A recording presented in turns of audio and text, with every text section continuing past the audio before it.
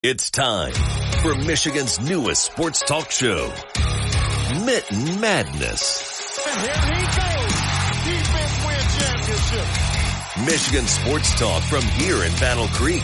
The latest stories, the biggest games, all across the Mitten State. That's not something to play with. Streaming live and on demand on the 95.3 WBCK app. Here are your hosts, Jacob Harrison and Da'Jzon Hughes. Hello there, good morning. Welcome into Mitten Madness 95.3 WBCK. Jacob Harrison and Da'Jzon Hughes ready to talk Michigan sports for an hour straight here on the station on a Saturday morning. Before we get into anything too crazy, we got some Spartans talk. Big Ten tourney is coming up right at the tail end of the regular season. We've also got a roundabout way to talk about some professional sports as well, and then our big picks at the end of the show. DJ, how's it going, man? I'm good, man. I'm good. It's getting into the weekend. It's going to be a fun one. Enjoy lots of sports and hanging out. But also, it's my last weekend before high school lacrosse starts. I'll officially be Coach Deej again on Monday, and I'm super hyped for that. This should be a really good year for us high school-wise. Those of you listening in Battle Creek, let me get my schedule out, but I believe we have a couple of games in your area. I know for sure we play Penfield at Penfield. It's going to be a 6 p.m. game. Come and check that one out. That'll be worth it. I am pulling up our schedule right now. Here it is. We have Penfield on April 16th at 6 p.m., and I believe we play at Harper Creek. We play at Harper Creek May 2nd. Those are the two in your area. Come and check us out if you'd like, but I'm pumped for it. Those, y'all play on the football fields, right? I mean, those are some nice fields to play on. Yeah. Well, good luck to your team this year. We also play on Kalamazoo Central's not so great grass field for our home games. I mean, you can say that. It's your home stadium. The turf is coming soon, though, so we'll be hyped for that. Only chance I got to see it in person, it was a torrential downpour. All my notes got wet. Could hardly see out the window. It was great. Can't wait for high school sports to come back this fall. Better than ever. I'm just counting down the days. I'm 2 weeks away. I'm going to be gone for an entire week down in Alabama, spend it with my daughter. So I'm and the rest of my kids, it's her birthday, though. So I'm looking forward to that. In the meantime, getting into the basketball spirit, man. I've watched a lot of basketball over the past week. A lot of it is Iowa for a side job that I have, but nonetheless, seeing Caitlin Clark do all the amazing things that she does and seeing the way this Big Ten is shaping up has been a lot of fun. And that said, when we first got in the studio, I mentioned how silly it is to look at Iowa and say that they have so much work to do. And then to look at the Spartans out of Michigan State and say, oh, they should be in, when the Spartans have lost 3 of their last 4, and the only win was over a Northwestern team that is absolutely depleted.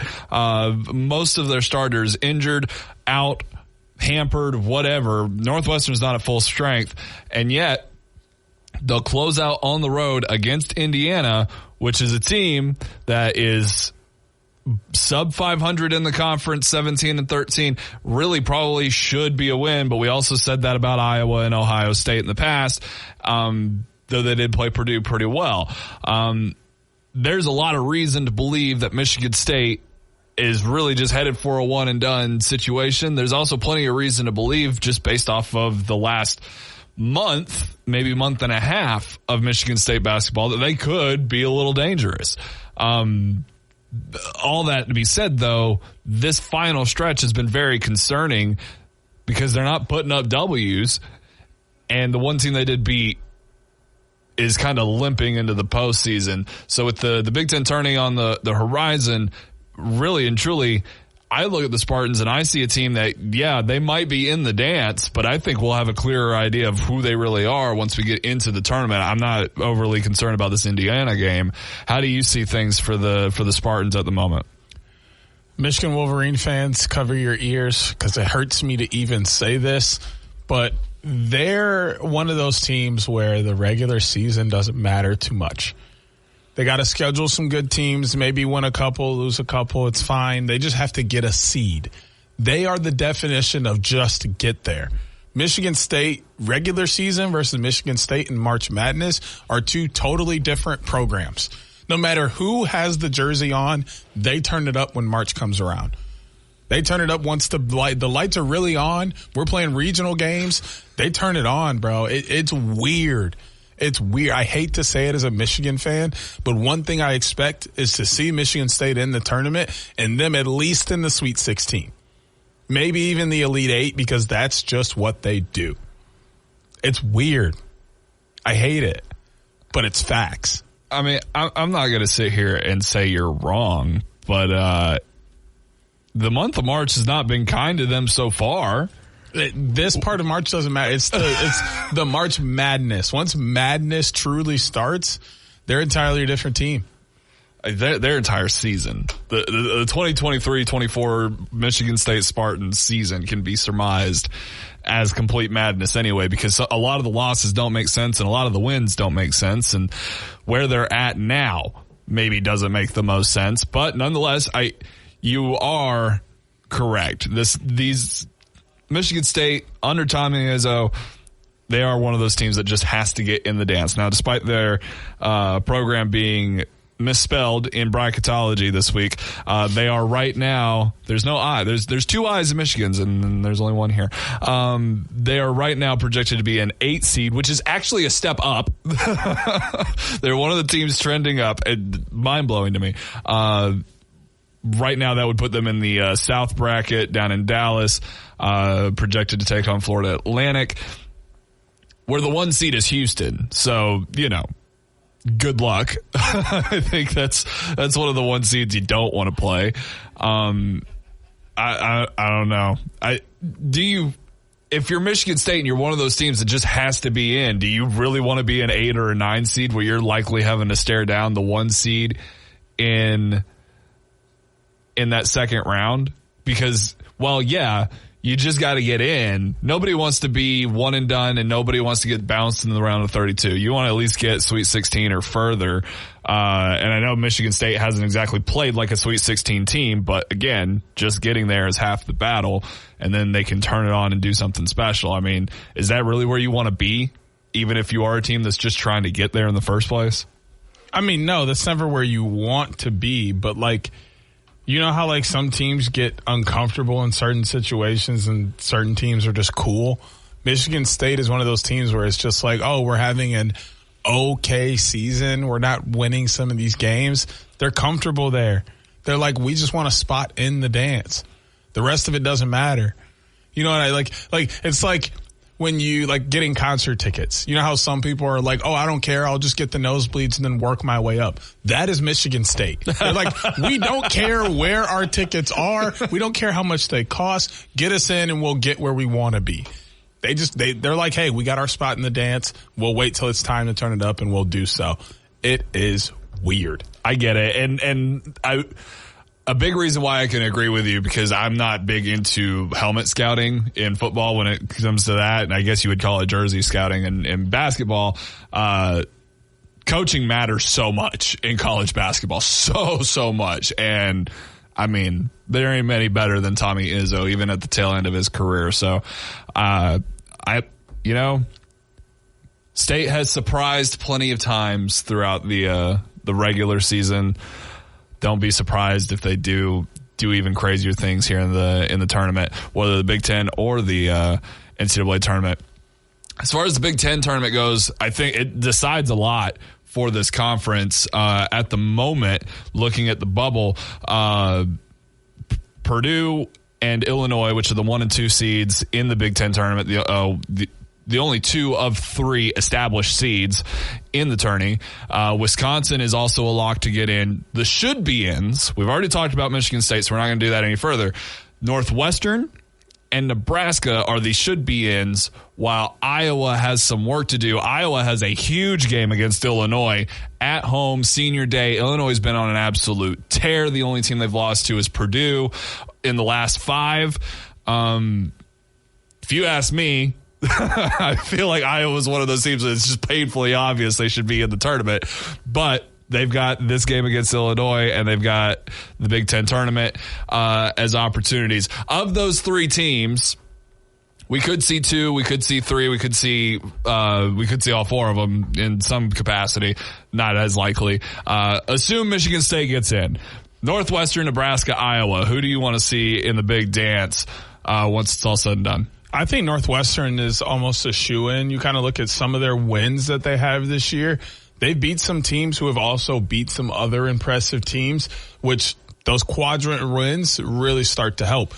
Big Ten's got some quadrant 1 and 2s, and Northwestern has beat some of those teams, which is what you need to get in. So I could see them getting in, and it would be a little bit tougher for Nebraska or Iowa, but Iowa's really starting to creep up. I think Iowa's over Nebraska as well when it comes to who could possibly get in. I agree. I think Iowa's over Nebraska, but a healthy Northwestern, that's a dangerous team because they're already really good with how banged up they are. But they can be very deadly from 3, and they've got size underneath. Boo Buie is a very fun player to watch as well. So I agree. If anybody's getting in alongside Michigan State, I think it's going to be Northwestern because, truth be told, that uphill battle for Iowa against Illinois might be too much to overcome. I think Nebraska's big thing is that they've won a lot of games, but I think a lot of them have been against, the lower end of the spectrum. Nebraska is going to be able to make some noise, I think, because they're projected to be the 9 seed in the Big Ten. Which is going to give them an opportunity to make some noise in the Big Ten tournament. But nonetheless, I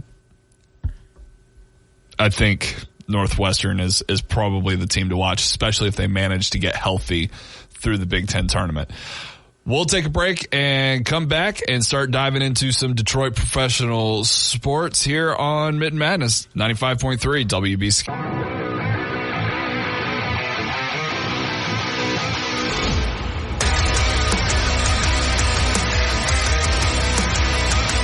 Here on Mitten Madness, 95.3 WBCK, Jacob Harrison and Da'Jzon Hughes. Let's talk some Detroit Pistons. We're getting very late into the season, and for really the first time since early November, which basically means since the beginning of the season, the Pistons don't have the worst record in the NBA. They've also eclipsed, that's easy for me to say, eclipsed 10 wins on the season with a big victory over the Brooklyn Nets after a couple of heartbreakers there against the Heat and the Cavs. Magic, obviously one of the better teams in the NBA. But nonetheless, the Washington Wizards are on a downward spiral into a deep, dark pit. So my question is obviously, you want to see your team win. You want to root for them. You want to see Cade Cunningham and Jalen Duren and these guys play well to give you some hope for the future, right? But at the same time, the future is about to come at you quick because it's almost mid-April. This season is almost done, and it's been a wash for a long, long time, okay? And I know I'm not somebody who supports tanking, okay? And I don't think you should look at this team and say, hey, you should be tanking. You should be trying to get the number 1 overall pick. Especially after you got shafted for not getting it last year. This team should have Victor Wembanyama on it, but I digress. Is it a bad thing that the Wizards are falling apart at this point in the season? Could very well break the Pistons record that they set this year for longest losing streak in NBA history, while the Pistons are starting to not necessarily string together wins. I mean, let's be real, 10-52 is not some insane record or anything, but they're winning much more often than they used to. That's for sure. Is that a bad thing for the Pistons? No, it doesn't really matter. You're going to be either the worst or the second worst team. So you get a better shot of that first overall pick if you're the worst. Or as you saw, they get a better shot at not getting the first overall pick. I think that's the dumbest thing ever. I think you should have the least amount of balls if you're the worst team. Why? Because you are less likely to get picked earlier if you only have 1 ball. That's why the Pistons got picked at 5th last year. They had too many balls in there, and then they ended up getting picked before the pick they should have gotten. Either A, don't have as many balls and that's not how odds make work, it easier. Oh, are you sure? If you have a lot of balls in the lottery because you're liable to be picked at any point, right? But your odds of being selected first are more likely. No, because they do it backwards. They start at 14. and then they go down to 1. Well, see, that's dumb. So that's why I don't like the lottery thing at all. It's period. stupid, but that's why I say flip the reason the NBA has a tanking problem is because the season is 82 games long. You already know if you're shot halfway through the season, so it's easier to just tank. I don't like the lottery system as it stands, but nonetheless, I see where you're coming from. It's one of those things where you're not in control of it anyway, even if you were. The fact that tanking even worked for the 76ers in the first place was bananas. A miracle. Literally a miracle. You're better off just playing, doing what's best, and then rolling with the punches when they come, because that's what you do anyway. But if they are going to leave it this way, I think you put less balls in for the worst teams, more balls in for those that are closer. If you're going to stay 14-1, because you're screwing the Pistons over. It wasn't that the Pistons tried to do that last year. They just weren't good.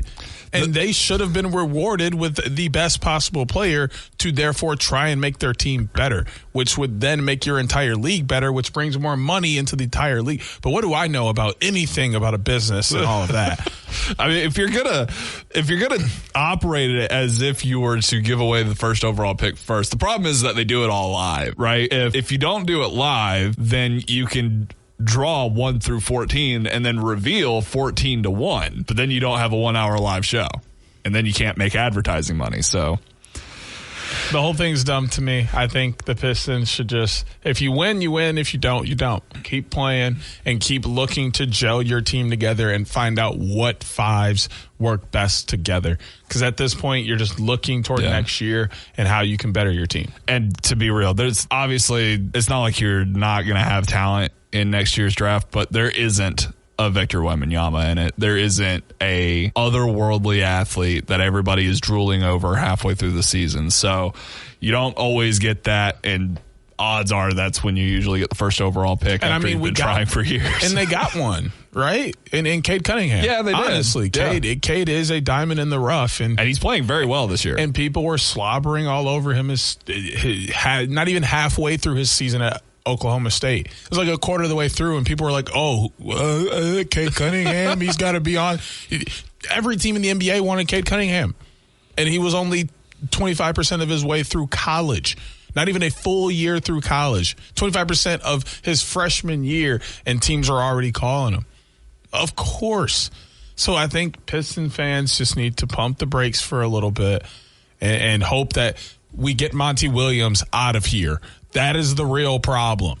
Yeah. It has nothing to do with the players at all. It's Monty Williams. I swear to you. Been saying that since game 2, I think. I've been saying, if I could have warned Weaver to not hire Monty Williams back when he was awful with the Suns, trust me, I would have done it. But now you can see pictures of Troy Weaver and Monty Williams next to each other, and Weaver looks like I'm not going to say that.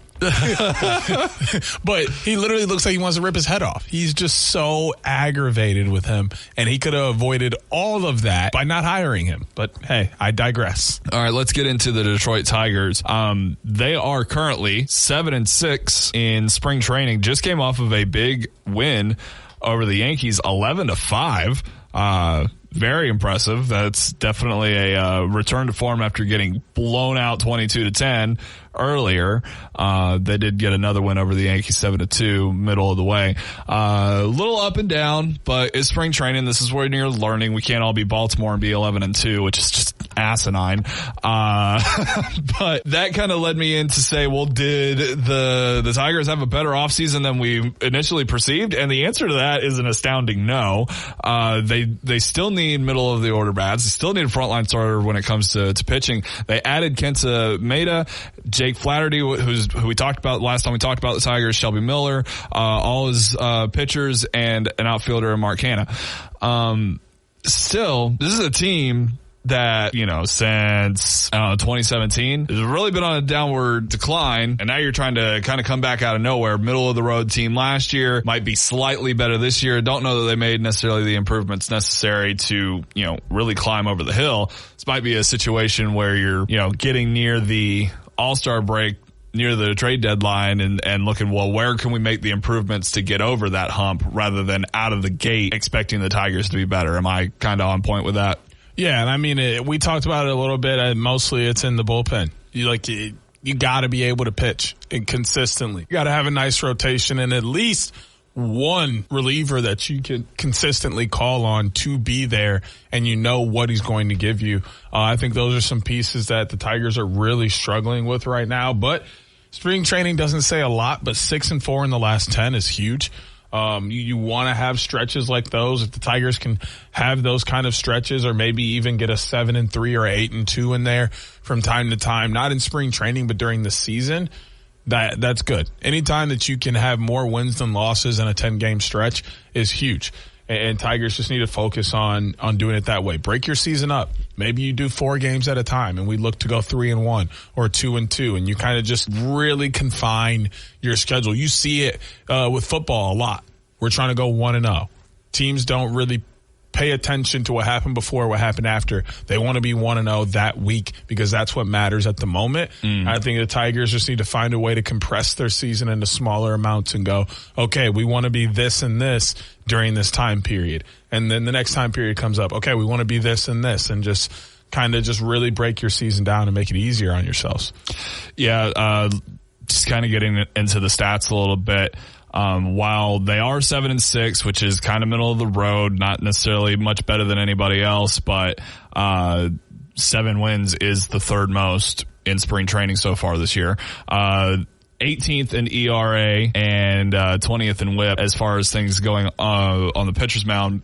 When it comes to batting, tied for 9th with 69 runs. That's how you get to, 7 wins. 8th in on-base percentage, 348 there, but 21st in batting average, 239 there. As expected, a lot of things are going to go through Andy Ibanez's bat. As far as scoring goes, as DJ mentioned, you just got to get better on the mound, and that is probably an improvement that we'll see later on. While Detroit isn't necessarily playing bad in spring training, I don't think it really gives us much hope that once the season actually gets started that, this is going to be a team that's going to be like the Red Wings, where they're, not necessarily catching everybody by surprise, but really exploding out of the gates and catching people's attention. I don't think that's necessarily the case for the Tigers, and I don't think anybody else is thinking that either. That definitely is not the case. Right. I think everybody's kind of just hoping to have some enjoyable games and to see them start to trend toward being a very good baseball team again. And just, they want to see some more action in the trade windows and just really, once again, address the bullpen. They want to see a winning team again, but they know that it's going to take a little bit of time. Yeah, and so I'll wrap things up here in a second, but the big thing of why they're in kind of the situation, this was pointed out in the offseason grades for all 30 teams. When Mike Ilitch owned the club, from 2008 to 2017, they ranked as high as 3rd on multiple occasions for payrolls every season. Since he passed away in 2017, they haven't cracked the top 20. That said, they haven't necessarily had the talent outside of Miguel. I always struggle with his name, and I apologize. Miguel Cabrera.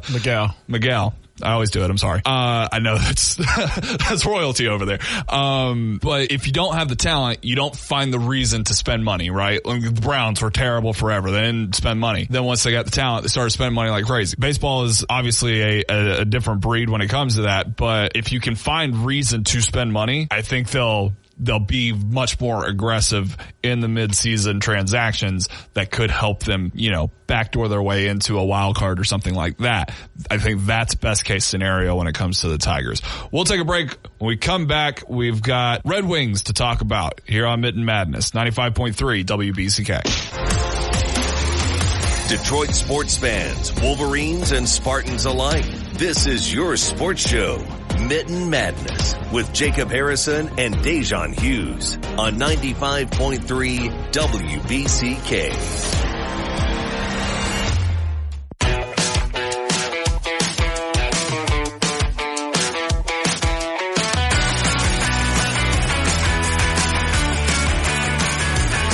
Here on Mitten Madness, 95.3 WBCK, Jacob Harrison and Da'Jzon Hughes. Let's talk some Red Wings. The last 2 times that we talked about the Red Wings, we've been hyping them up, praising them. They've been playing some excellent hockey. They went on a 6-game winning streak at one point. Ahead of last week. Last week, when we talked about them, they had just come off of that loss to New York, but we thought surely, with a big game against Florida in the division, opportunity to really stick it to one of the best teams in the NHL. Follow that up with another chance at the Avalanche, who they had just beaten at home for the first time in 10 years. Nope, none of that happened. I think the Red Wings probably put together their 2 worst games of the year, getting shut out for just the 3rd time all year against Florida, and losing 7-2 on the road against Colorado. I feel like that's going to, the way that the past couple of games have gone for Colorado, that's going to spark that rivalry up a little bit, right? And now they're going to be on a 3-game road trip. Arizona, Vegas, and Buffalo over the weekend and through into early next week. March is starting off a little rough here for the Red Wings, DJ. I mean, hey, sometimes you go through a tough stretch, right? Like, it's not unforeseen to see teams drop a couple in a row. But they're still 4th in the Atlantic Division, and if I'm not mistaken, they're still holding on to that 1 spot in the wild card. They may have dropped to the 2. I haven't checked the rankings yet, but they're still holding that 1 spot. So they're okay for now. I mean, you look at the last couple games, I'm okay with the 5-3 loss to the Islanders. You put up 3, you just couldn't get it done. Yeah. 4-0 to the Panthers and 7-2 to the Avalanche is tough, but they are on a road game or road trip right now, so maybe they can get things done against the Coyotes tonight, who have struggled this year. That might help a lot. And then they got to play the Golden Knights, who are always good. So that'll be a tough 2-game stretch over the weekend, but they may be able to get some things popping. Yeah, that Coyotes game is one that listeners already know the outcome to. But when it comes down to a lot of what we praised last week was defense, was the fact that they don't give up a lot of goals, but they also score a ton of goals, right? We were talking about how they were one of the teams that hadn't given up 200 points yet. That's over, 202, right? And that they're one of the highest scoring teams in the NHL. Well, they're still that. They're still the 2nd highest scoring team in the East, only behind the Toronto Maple Leafs, which are a team that they've beaten on a couple of occasions. But that's the barrier for entry to get out of the wild card into one of those top 3 seeds in the Atlantic Division. So the margin for error is really getting smaller here for the Red Wings. And again, they don't play Toronto again until April, right? So in the meantime, like it's a little bit more about consistency and being able to keep up. Now they've got plenty of winnable games here. Because I see Pittsburgh on this schedule. And I also see the fact that they've got opportunities to right that ship again with Florida. They've got 2 here against Pittsburgh. So they've got opportunities to obviously get back into a more of a control your destiny type of situation, I guess, rather than just being content with being that 1 seed in the that top mark in the wild card. But you can't go on 3-game losing streaks, right? We haven't seen that very often from them. They've had their streaks for sure, but they've been few and far between. It's just a little bit harder to get going once you start one of those things, and then you have a 4-game road trip too. Yeah, but I think they hit a sweet spot in this road trip. These 2 games are games they need to win, both against the Coyotes and the Golden Knights. Coyotes have not been good this year. 25, 33, and 5. They only got 55 points. Meanwhile, you're very much similar to the Golden Knights. They're 33 and 23 and 7. You're 33, 23 and 6. They have 73 points. You have 72. These 2 games have to be won because you're now tied with the Tampa Bay Lightning, who have played 2 more games than you. They're 33, 25, and 6 with 72 points. You got to keep that lead, at least keep yourself in the playoffs. That's the biggest thing. I don't care where you are, wild card, or if you hold one of the top 3 spots. It does not matter. But the biggest point is holding on to a playoff spot in general, and it starts with these 2 games this weekend. Yeah, and I mean, again, when you put yourself in a situation where you've lost a game to the Islanders, I think they lost to the Devils not too long ago too, right? If I'm not mistaken. These are the teams that are right behind you in that chase for the wild card, and things are starting to heat up, here in March. So we'll see how things continue to play out for them. I'm going to try to open up this trade. I can't imagine the Red Wings are a team that are going to be making a move here at the deadline, right? No, there's not really anything they need. I think they really are in a position to just continue playing really good hockey. They kind of have all the pieces. It's just a matter of the fact that some of the teams ahead of them have better pieces. Yeah. And scrolling through that power ranking of the top 40 trade acquisition targets, guys that are going to move, none of them are guys that play for the Red Wings, so there's not necessarily any concern there. I don't know if maybe you could pluck away somebody from a team beneath you just to try to solidify. But again, the Red Wings are one of the better teams. I don't think it's necessarily something that they or any of the fans should be necessarily worried about. I think it's more of a just keep status quo kind of spot, as we kind of echoed here throughout the segment. They're in control. They've just got to get back on track and get out of this slump. And like you said, there's an opportunity to do that with 2 games against the Coyotes. Yeah, and I think it's just a good chance for them to find their footing again as they get into the latter part of the season. March and April, much like the NBA for hockey, is where you really want to start playing your best hockey. Or sorry, yeah, a lot like the NBA, hockey is when you want to be playing your best hockey in March and April, right before the regular season ends, as you head into these 7-game series. That's a weird look. Well, I just noticed that there was a lot of @ signs on the rest of their schedule. Oh, yeah. They played a lot of home games to start the year. Scheduling's been weird. That's another thing with hockey, which I don't know why they did it, touching on Red Wings, but like sharing along with the NBA and like other concerts and everything makes it hard. But they own Little Caesars Arena. They built Little Caesars Arena, and the Pistons pay them rent to be there. So why not just schedule what you want and then tell them get in where they fit in? Because they can. Right. I don't know. I'm not going to touch on that too much, but 8 home games. They're playing a lot on the road. 8 home games, 1, 2, 3, 4, 5, 6, 7, 8, 9, 10, 11, 12 road games to close out. But you know what? This final 20 game stretch. I don't mind that. You got to be able to play on the road if you're going to win a Stanley Cup. True. Very true. So this is just preparing them to be on the road and play some good ball. Just here's the thing, right? We talked about all these big games that they've got with Florida and Toronto, right? You got to stave off Washington here. You got to stave off New York. The only teams they play at home that are really of any concern to them is New York, the Islanders, on the 21st. Every other big game they play is on the road because Pittsburgh's not coming back. I'd be very shocked, I should say, if Pittsburgh was coming back. Everybody else is either not necessarily in a situation for them to be necessarily concerned about, or, is in the West or whatever. It's weird to me is what I'll say. It's weird to me to be playing that many road games down the stretch, but it has to get split somehow. And that's how I got split for them. They did just come off of a 3-game homestand, and they lost 2 of those games. So you got to do with what you have when you have the opportunity. We'll take a break. When we come back, it's time for our picks here on Mitten Madness, including one of those Red Wings games for this weekend.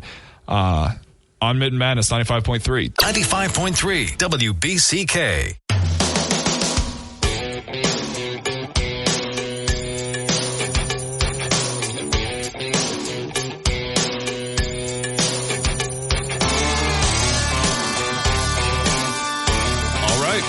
We're back here on Mitten Madness, 95.3 WBCK. It's Jacob Harrison and Da'Jzon Hughes, and we're setting up for picks. 6 games, 5 games, 1 fight with UFC 299 this weekend. It's going to be a very fun selection here. I don't think we're going to be I don't think we're going to pick a lot of the same stuff this week. I got a good feeling about that. How are we looking in the standings, DJ? Well, we came in last week on a very rough week. Last week you were all, it wasn't that bad. I didn't think it was, bro. We went 2-4 this past week. 2-4? 2-4, dog. We did not do good. That has me at 8-10, you at 10-8. So I'm right behind you, still 2 games back. Wow. While I try and fight my way back in this. That's very surprising. I don't think we've ever done that bad. No. Not individually or together. I think you had. Did I have one? I think you had 1 and 5 week. And that'll set you back. And I think that's what really set you back. Yeah. That was probably one of those first weeks I was trying to really come back. And I just made it worse. You just blew it. All right, well, let's try to right some wrongs here with some incredibly difficult games to pick. I'll kick us off down in the SEC. The SEC champions, the number 1 seed in one of these brackets, is the Tennessee Volunteers. And to close their regular season, I believe, if I'm not crazy, they're going to host the Kentucky Wildcats, number 15. Kentucky's been a little bit more erratic throughout the season, but Tennessee has really turned it on here. Listen to the last 3 wins they've got. At home against Auburn, that's impressive. But on the road in Alabama, on the road in South Carolina, they've marched through 3 of the top 4 teams in the SEC behind them, and now they have that 4th team in Kentucky. Who's going to win this one down in Knoxville? I went with Tennessee last week to take care of your Crimson Tide, and that came out well for me. Yeah, good job. And I think I chose them to beat someone else, and it didn't turn out well. You know what? It was Kentucky. They played Bama, and I thought Bama was going to take care of Kentucky, and they didn't. But I don't see Kentucky pulling this one out. Tennessee's been very good this year, and I think they continue that momentum heading into the SEC tournament. Give me Tennessee. Yeah, well, I said I had a feeling that we weren't going to pick a lot. This one wasn't included. I agree. Tennessee is going to win this one. They've been on an absolute tear, and they'll fly right into the SEC tournament and probably do a good bit of damage there as well. Let's go from a one blue blood matchup to a matchup of blue bloods over in the ACC. It's rivalry week again this year. We picked it earlier this year, and I'm almost positive I got it wrong. I don't think I'm going to get it wrong this time. You know what game I'm talking about. It's the biggest game in ACC every year. It happens twice. This one's in Durham, North Carolina at the Cameron Indoor Stadium. The Cameron Crazies will be there. The Duke Blue Devils hosting those North Carolina Tar Heels. Who's coming out on top in the Battle of the Blues? This is for the ACC regular season championship, isn't it? I believe it is. Yeah, that's fun. Ooh. Yeah, I mean, that's 1-2. North Carolina is holding on to a slim lead over Duke. Duke's got that 71% chance to win, and that's staring me in the face. They're evenly matched across the board. A little bit more favorable in rebounds for the Tar Heels. I'm going to stick with the home team on this one. I'm going to stick with Duke. If you can't tell, though, I'm not very confident about it. I can hear it in your voice, and you know what? I'm going to make you feel a little even more unconfident because I'm going with UNC. Really? For sure. Armando Bacot is insane. Insane. And then they got the guard Davis averaging 21.5 on the year. They're the number 7 team in the country. They're 16-3 in the conference. One of those games is a win over the Duke Blue Devils earlier this year. Granted, it was a home win. They're on the road. Cameron Indoor is a horrible place to play if you're on the road. They get graphic in there and they do the business. But I think the Tar Heels come out on top in this one. All right, let's turn to the ice. You'll keep us on the hardwood, I think, but I'll take us to the ice here first. That Red Wings matchup that we talked about, it's down there in my birthplace. It's Las Vegas, taking on the Golden Knights of the T-Mobile Arena. Red Wings are 15-13-1 on the road, and those Knights 19-10-2 at home.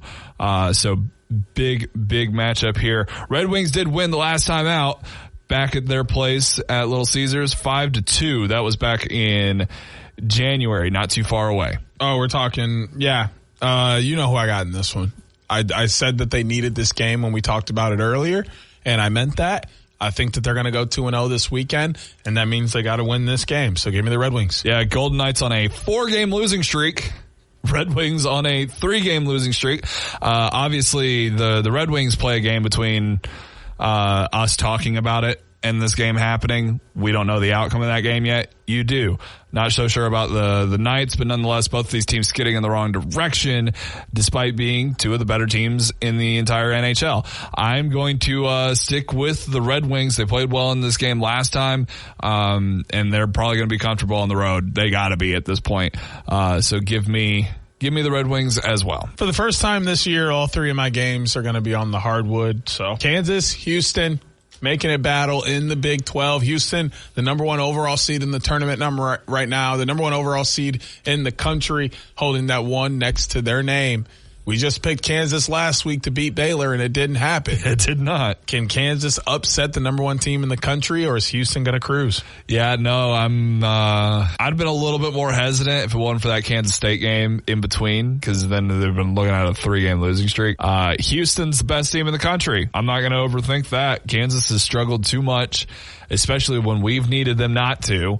So give me the Cougs. I will also take Houston as well. I think this one is clear cut as 1 versus 14. And there's a reason Houston's the number 1 team in the country and the number 1 overall seed in the tournament. So I'm not going to go against the trends. UFC 299 down in Miami. It's O'Malley versus Vera 2. This is an absolutely stacked card. If you're into fighting, there's some very fun names sprinkled throughout.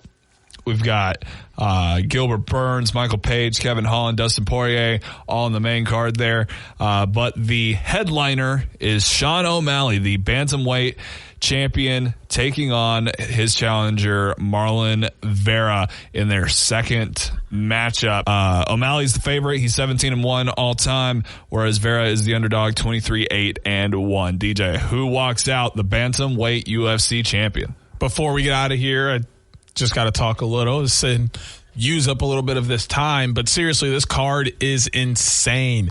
Michael Pereira is going to fight in the early prelims. Excuse me? Right. So is CJ Vergara.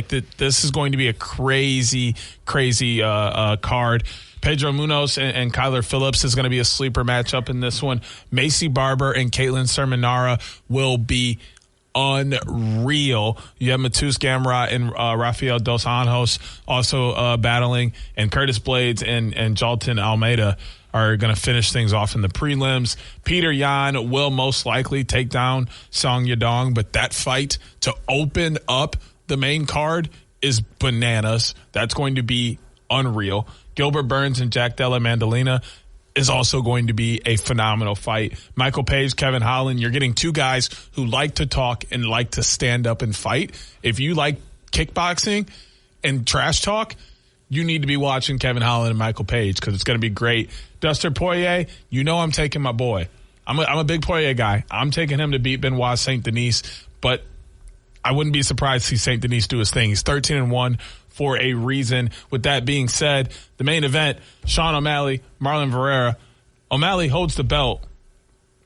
Vera beat him last time, but it really was due to him having the issue with his nerve in his foot, and he wasn't really able to stand or defend himself as much. I don't know what's going to happen, man. This is going to be a good fight. They're both switch hit. I think I'm going to give it to the reach and the height, the weight difference, and the age to Sean O'Malley, and I think O'Malley comes out with a victory here. Man, I definitely thought you were going to go the other way. This is one of the reasons I thought we would be so separated. I thought on it for a while. You said you don't know what's going to happen. I do. Sean O'Malley's winning this fight. Not a doubt in my mind. Give me the champ. Well, like I said, I'm on the hardwood all day today. I'm making my way to the NBA this time. It's the big boys battling. 2 teams that are very similar to each other, but also have a lot of young stars on them. The Pacers will be heading down to the Kia Center in Orlando, Florida, to take on the Magic. Halliburton averaging 21. Banchero averaging 23. Banchero leads in all categories for the Magic. 6.8 rebounds, 5.2 assists. Wendell Carter Jr., Dougie McBuckets, and Benedict Mathurin are all hurting out of this game. Well, Dougie McBuckets and Wendell Carter are game-time decisions. Benedict Mathurin is out. 60.2% chance to Orlando to take this one down. Who you got winning it? I feel like this is where you're trying to catch me a little bit. Magic is all 5 of their last 5. Pacers are 2-3 in their last 5. Magic have won both games in this series so far this year, back in November as well as back in December. All the things you just listed off, right? Dougie McBuckets might not be in this game time decision. They're going to be without Benedict there. The Magic have a 60.2% chance to win. They have more wins. They're better at home than the Pacers are on the road. It's in Orlando. It's at the Kia Center. There's all these reasons I shouldn't pick the Indiana Pacers. I'm going to do it anyway. Give me the Pacers.